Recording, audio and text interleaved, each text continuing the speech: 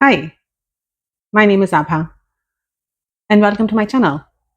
Today, I would share how dealing with different rough times of life has affected me and what is the solution that I have found to ensure my well being is still intact, or how I can continue to look after my well being. To find those answers, I found myself going back to my roots to find out what this life is about. Why do we go through rough times and how do we cope with it? I found that our ancient texts have a lot of wisdom in them.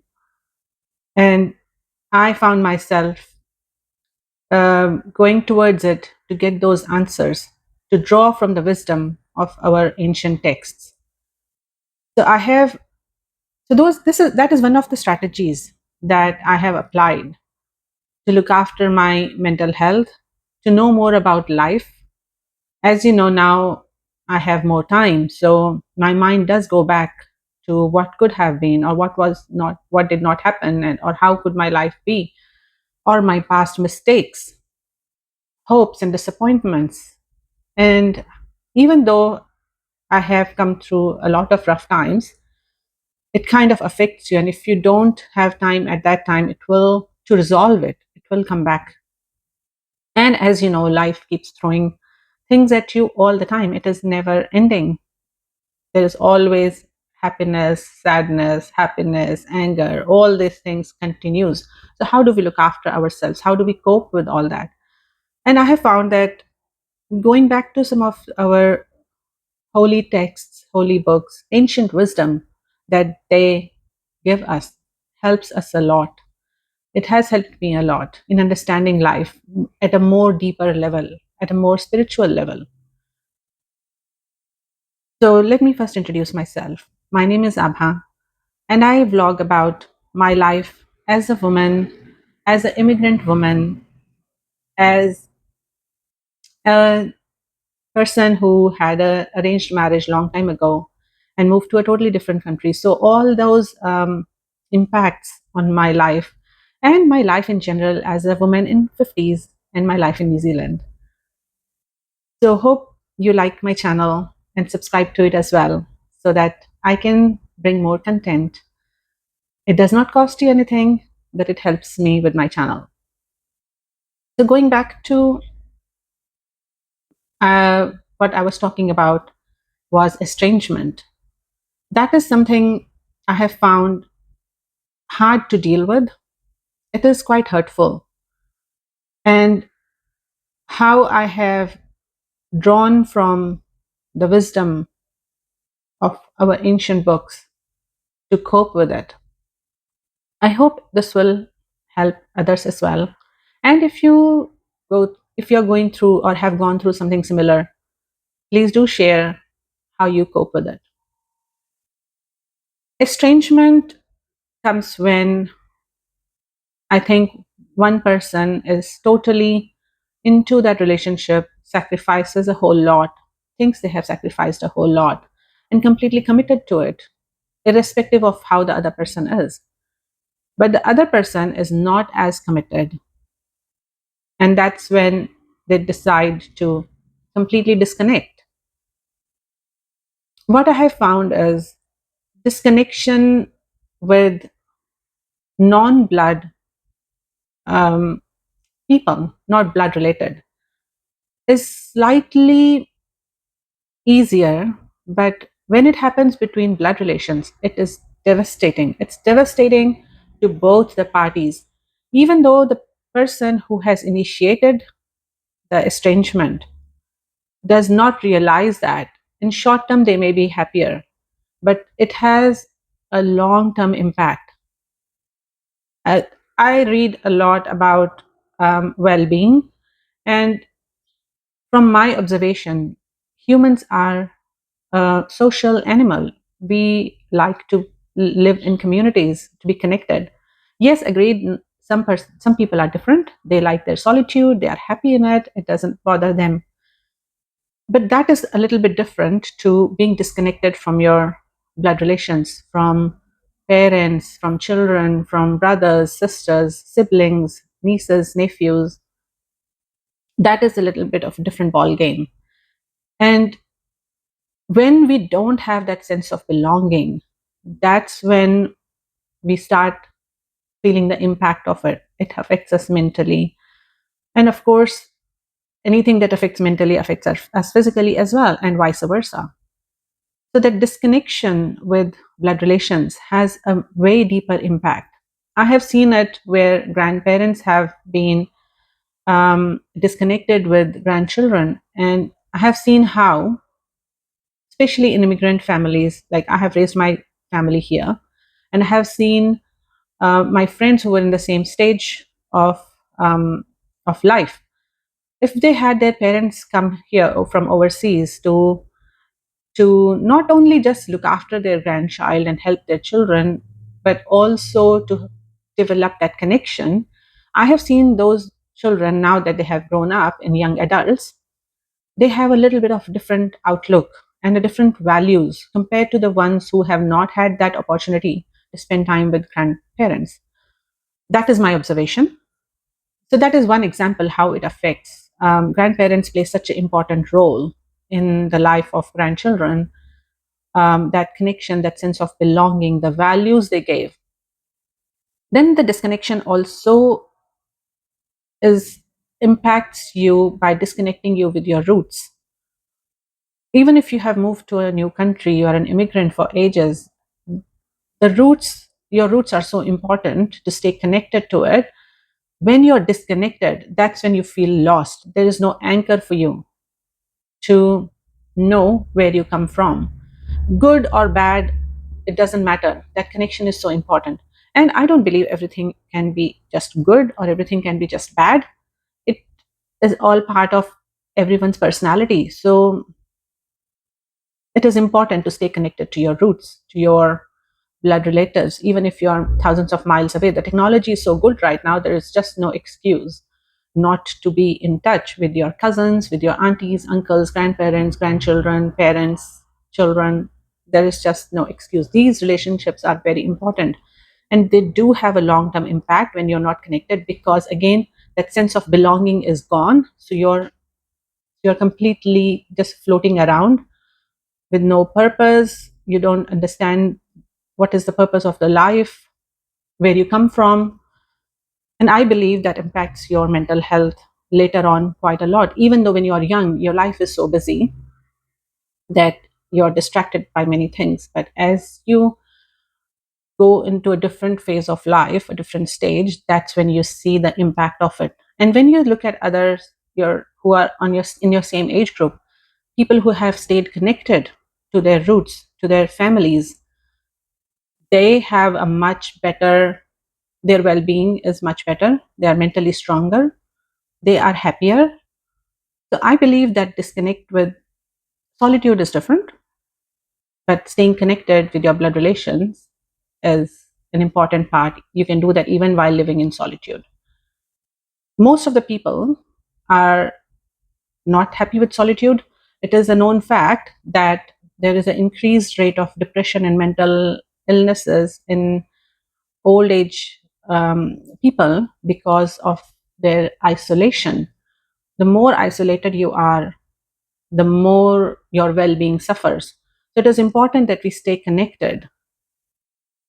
Coming back to estrangement. So when that disconnect happens between blood relations, it has a huge impact. First, on the person who is at the receiving end, they have no clue what has happened. So they get into this spiral of thinking, what happened? Why was I disconnected? And so it impacts their emotional well being, their mental well being. And the person who initiates it, for a short time, they think that they are happier without this person. But in the long term, there is a huge impact that happens on their own health, because, again, the sense of not belonging plays a huge role. And so that's when some of them will go back and reconnect. So I have been at the receiving end of estrangement as well, the disconnect, and you just don't know. In some occasions, you do know what has happened. Um, like I have a very close family member who connects and disconnects at their own wish and will. And over the years, so this is a very close family member, which I love deeply. And I have always stayed connected with them in spite of the way I have been treated. I feel that there was a lot of injustice done and not as much care taken as they could have. But then we are never happy with anything, are we? So this person I know will disconnect the moment I'm unable to fulfill their monetary expectation. So first of all, this person never contacted me, initiated the contact after I moved to New Zealand. So it has always been me who has stayed who has stayed connected. But all over the years, it has been like they will answer my call, or they will only when they know there is something in it for them. So if they want, say, a new laptop to be sent to them, or a new phone, or delivered anything, food, clothes, anything. And the moment you say, the moment I say, sorry, I cannot do that, that's it, the disconnect happens. And they don't really care after that whether I stay connected or not, but I connect with them again. So even though I have decided that I'm not going to provide any more financial assistance, but I don't feel that is a good, that can be a reason to be disconnected. That takes me to my next point, which is these days we are not brought up, especially if you look at young adults. I started feeling this change that started happening about maybe 20, 25 years ago, where overall as a society, be it in schools, in kindergartens or high school, more and more people are being taught to be selfish, look after themselves first. Sometimes it is good, but then what is happening is the word narcissist is being thrown around so easily, that this person is a narcissist. Toxic people, cut them out of your life. It is, those terms are being used very loosely now. Toxic used to be, I don't know if, like, especially between a parent and child, I don't think there was anything like toxic. Nothing was called toxic. Parents would discipline, and the children would listen to their parents. It is always like that. You respect the authority. So it was never considered a toxic, unless it's like extreme, where I know that some people have been beaten black and blue so much that they have lost their lives. That is, yes, toxic. But those are very rare cases. But now, since last 20, 25 years, it has been just thrown around so easily that it has caused more disconnect within uh, communities. So when a child is being taught that just disconnect with someone who you feel is toxic to you, who's not looking after you, who's not listening to everything that you are saying, I found it quite it like bothers me that over the last 20, 25 years, the society as whole has taken the rights away from the parents, where parents cannot set boundaries. Parents cannot tell a child, be back by, say, 8 o'clock. That's your curfew time. Or no, you're not allowed to go there. So this, I'm talking about small children who are not adults yet, under 18s. But they have been taught that that is not right. Parents cannot do that. You make your own decisions, even who are not adults, young teens, teenagers. Um, Even younger, in the kindergarten, they are taught to call police on your parents if even if they scream at you. So you cannot smack your children, which obviously is wrong. I don't believe in physically hitting anyone. You cannot discipline them. If you see, you cannot even raise your voice without the child calling the emergency number and saying they are being abused. So everything has been categorized as abused. So these are, I believe, are some of the reasons that has created quite a bit of disconnect, because the now these kids are young adults, and you will see quite a high rise in mental illnesses nowadays. And I think that is because a lot of people have grown up believing they don't owe anyone anything, they don't owe anyone respect, they don't owe anyone compassion or anything. It is just you have to look after yourselves. But what has happened is, I believe, like, they have categorized people into different categories, which was never like that when I was growing up. It's not saying that there was no mental health issues at that time, but it has raised sharply in last few years. And that is because of, I think, how people are now easily disconnecting with their families. It is, they're easily being categorized as, oh, you are narcissist, oh, you are anxious, oh, you have this disorder.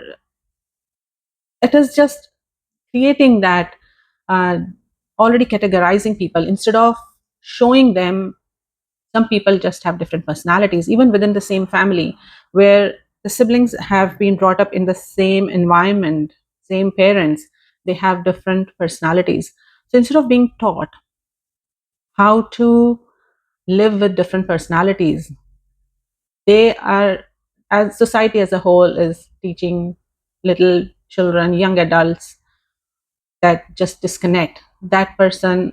So it sometimes feel like they're of no use to you, so you just disconnect. May not be true, but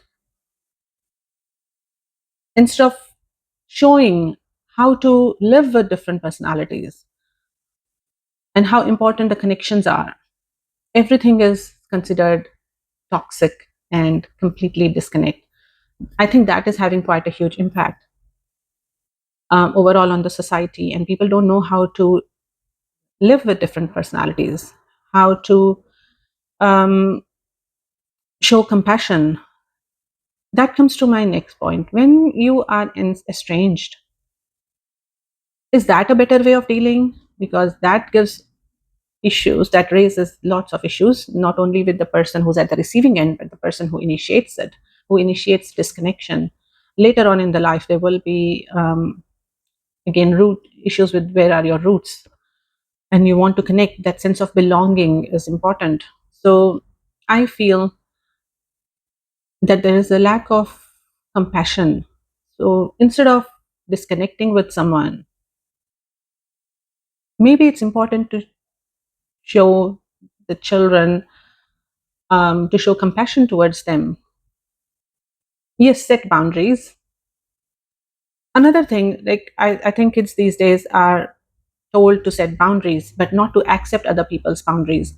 So, for example, and it's not just in, European countries. I'm seeing this happening in India as well, where parents are not able to set the boundaries. They're not allowed to set the boundaries, because when they set the boundaries, they are called toxic, and kids are told you're your own person, you can do whatever you want.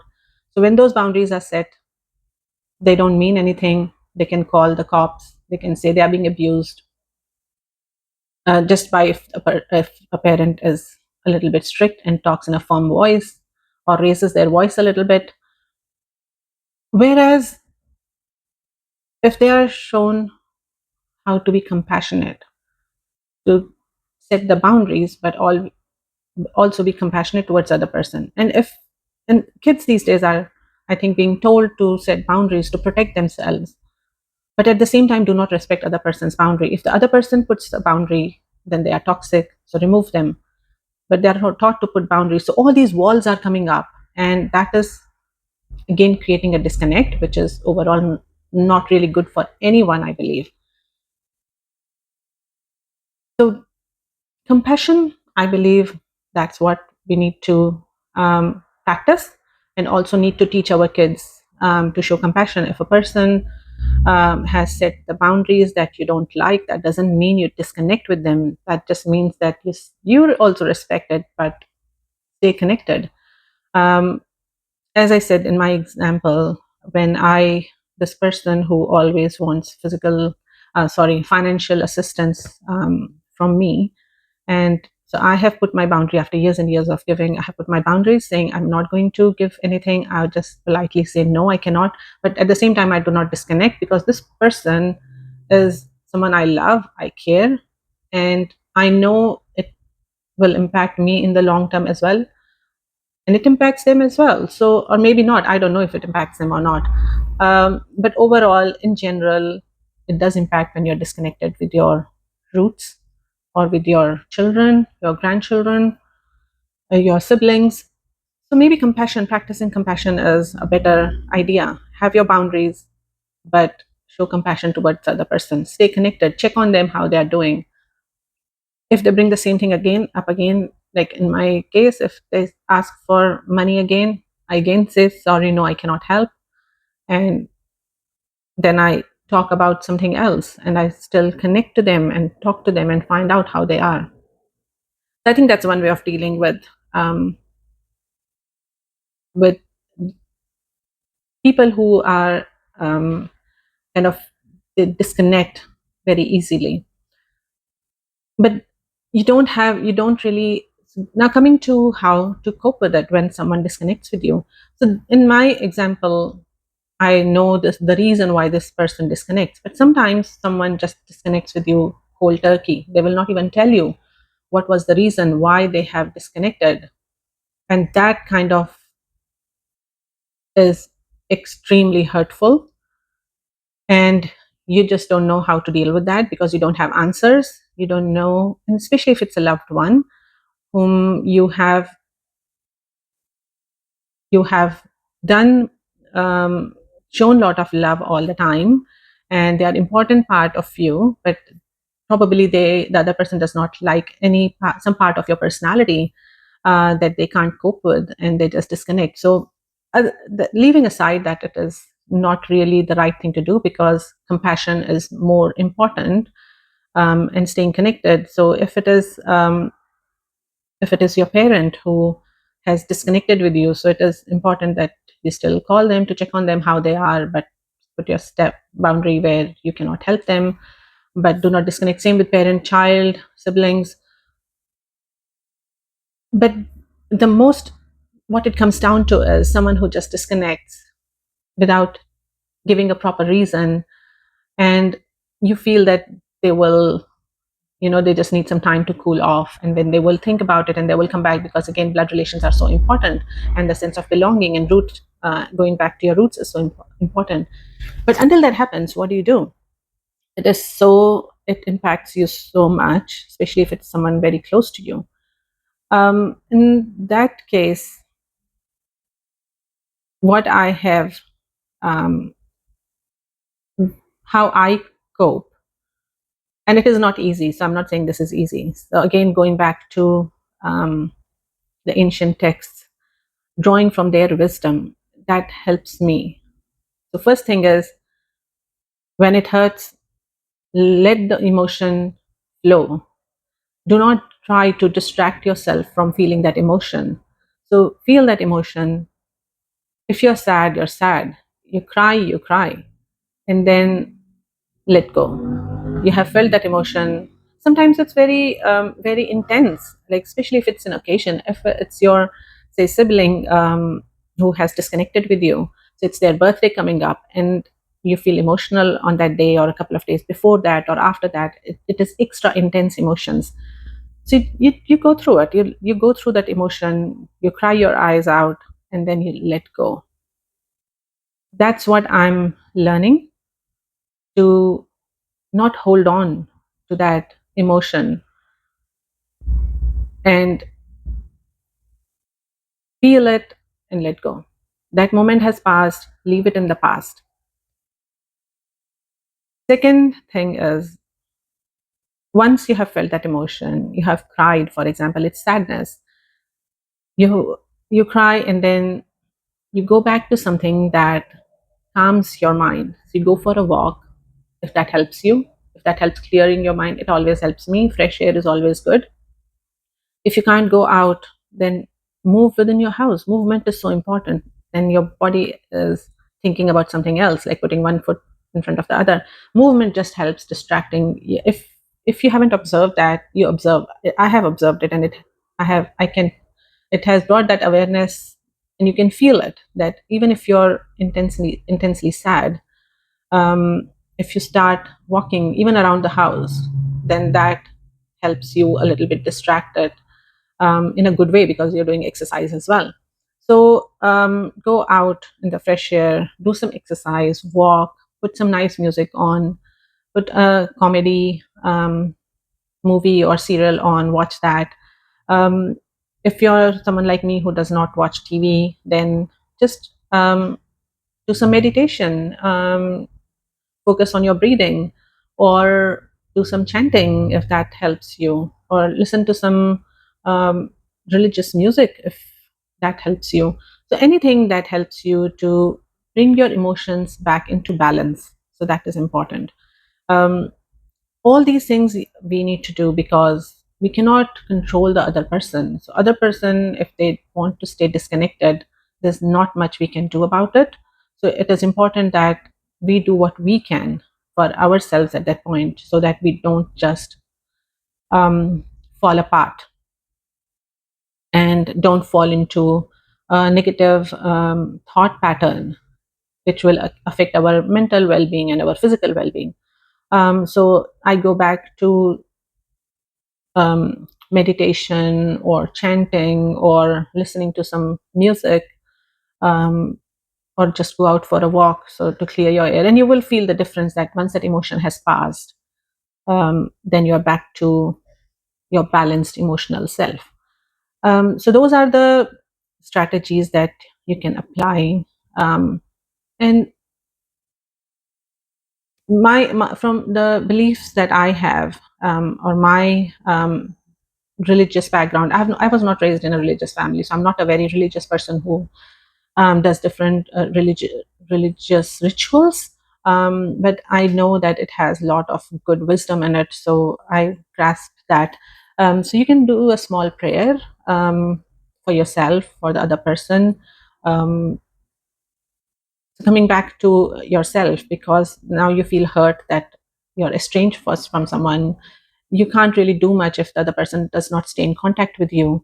So special occasions you feel really sad, even in general you feel sad, go for a walk. First of all, don't deny the emotion. I think that's when things start building up inside you, when you try to suppress your sadness, suppress your crying. um, and always believe that there is good, then there's bad phase, then there's a rough phase and good phase again. So life keeps changing. It does not stay at a rough point all the time, and it does not stay at a happy point all the time. So we just need to know ways to cope with that, and that's what I do. When it is emotional time, I do feel a lot of I feel sadness, so I will cry, I will feel sad, and then go for a walk or meditate or chant or pray. And it is also very, very important to forgive. Forgiveness is really important. You forgive the person, because they don't even know. Sometimes they don't even know what they are doing. Sometimes they are doing it for their own peace of mind, and it is important to them. So have compassion for the other person, even if you are not the one who initiated the estrangement. Show compassion for the other person, that they are going through a rough time as well. There must be something that you have done, um, that they had to take that decision. So definitely show compassion for them. Show compassion for yourself too. Forgive yourself if you have made a big mistake or a small mistake or any mistake. um, Forgive yourself, and have that intention really matters. If you have not done something purposely, um, then that's how the other person has taken it, then you can't really do much. And sometimes if there has been a genuine mistake, you apologize and then you move on. You don't um, keep feeling guilty about it. You learn from it so that you don't do it again. And sometimes if it's part of your personality, it is hard not to. For example, you see your child making a wrong decision, then you just tell them, even if they are like young adults. Sometimes you just you just become that protective about your children, and you tell them, give your opinion even when that is not asked for. So you tell them, and they tell you, okay, when I need your opinion, I will ask you. But then you can't help it because you're so protective for your children. So you kind of repeat that behavior, knowing that your first instinct is to protect. When you can see that they may not be taking the right decision, you try to protect them. So sometimes it can be part of your personality. And again, it comes back to living with different personalities and not cutting off people just because it annoys you. Sometimes you have to think beyond it. Sometimes you have to think everyone as a human being, not this perfect person that you want them to be, but as a human being who have their own personalities, who have their own quirks.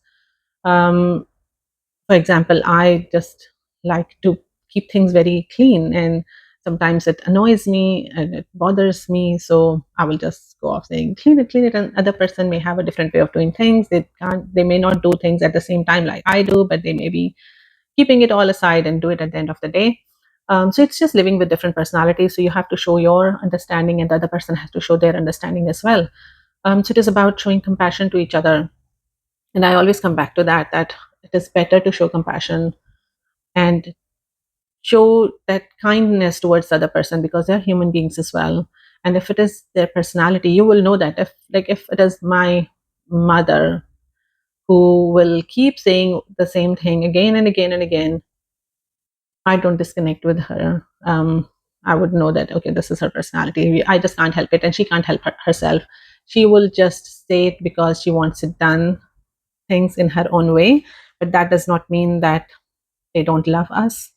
So it is showing compassion, showing kindness to the other person. So even if they are the ones who have initiated the estrangement, it is really important to show compassion towards them, not just anger, not just sadness, but you don't know what they are going through. And even though you know that it's not good for yourself, but it's not good for them as well to be disconnected from their roots, or from their genes, from their blood. It is their journey. They will come to that conclusion when they do in their own time. We cannot force that, we cannot rush that. So we have to we have to complete our own journey and let them complete their journey. So it is really, really important to show compassion to yourself. Forgive yourself, learn from your mistake. People are in your life for a reason. That's what I have come to understand. Um, and they are there. We are all interconnected. We have been interconnected forever. So our our inner self is eternal, and you will see that people come into our lives sometimes to teach us lessons, for us to become a little bit better person. So leave it at that. If you are the one who is at the receiving end, um, try to have different strategies to go through that emotion and come back to a balanced state. Um, and that is by, as I said, go for a walk, listen to some music, do some prayer. And it also helps to not only show compassion to them, but show compassion to yourself as well, that it's okay to feel that way. It's okay to feel hurt. It's okay to feel sad. It's okay to feel happy. So show that compassion to yourself too. And when you pray, give blessings to the other person, so that you can show compassion to them in that way. They probably don't know how to let you know what has hurt them. So just keep them in your prayers, keep giving your blessings to them. You don't have to say it to them, you don't have to say it to yourself, but I think that is a very important of coping with estrangement, to show that kindness towards the other person too. And leave it at that. If they come back, they come back. If they don't come back, it's their journey. It's their journey to um, live how they want to. And it's just, this life is just a small part of it. Our lives don't end when we leave this body. So we stay connected all the time. So it will happen when it happens, or maybe that's all the part they needed to play for us to maybe learn to be more human, to be more compassionate. So that's how I cope with estrangement. Um, I have been at the receiving end of long-term estrangement, short-term, and it is hurtful. So I do understand. And those there was a point when it bothered me so much that I couldn't function. It was just so hurtful that I would just cry all the time. I just felt so hurt that it was not possible to even get out of the bed, just to think what you have done, what have you done to deserve that, whereas you have always shown love to the other person. So it is quite hurtful, not playing it down at all. But those are the things I have learned from the wisdom of our own texts, that those are the important things that we can do for ourselves and for the other person as well. So do let me know if you have gone through estrangement ever, and how do you deal with that, and how do you cope with that, and how do you keep yourself balanced emotionally. If you have any more ideas, then we can share that too. Until then, oh, before I go, please do like and subscribe if you like my content, so that I can create more and it encourages me. It does not cost you anything. So please like and subscribe, and I will talk to you soon. Until then, take care. Bye.